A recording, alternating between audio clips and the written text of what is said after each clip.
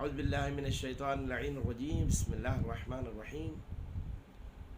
حاضرین و ناظرین السلام علیکم۔ تو فیا علی علیہ السلام مدد صبح کی پہلی سات حجت خدا عجل اللہ تعالی فرج الشریف کے حوالے سے حاضر خدمت ہوں۔ آج ہم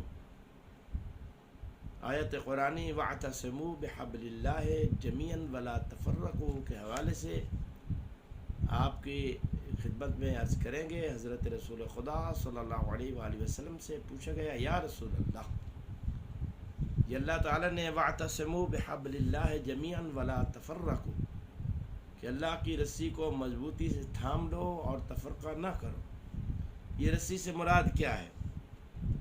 تو آپ صلی اللہ علیہ وآلہ وسلم نے ارشاد فرمایا، الا بحبل من اللہ وحبل من الناس، سورۃ آل عمران، سوائے اس کے کہ اللہ کے عہد و پیمان اور لوگوں کے عہد و پیمان کی پناہ میں آ جائے۔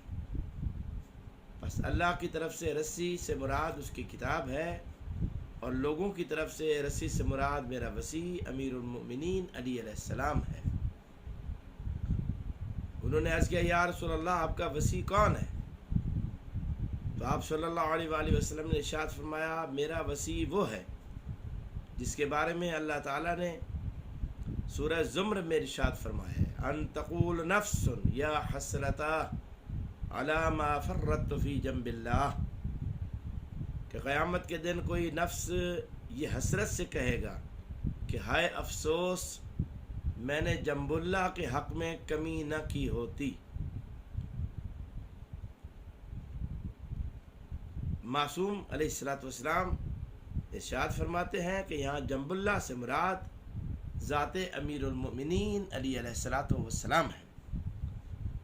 انشاءاللہ العزیز ہم آج سے اسی آیت مقدسہ کے بارے میں احادیث پیغمبر صلی اللہ علیہ وآلہ وسلم کے حوالے سے ایک تسلسل کے ساتھ گفتگو کریں گے کہ یہاں حبل اللہ سے مراد امیر المؤمنین کی ذات مقدس ہے، اور اس لیے آپ صلی اللہ علیہ وآلہ وسلم نے فرمایا کہ جنب اللہ سے مراد میرا بھائی امیر المؤمنین علی ابن ابی طالب علیہ السلام ہے۔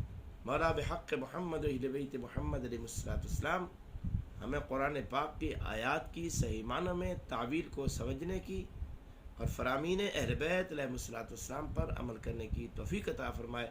والسلام علیکم ورحمۃ اللہ وبرکاتہ۔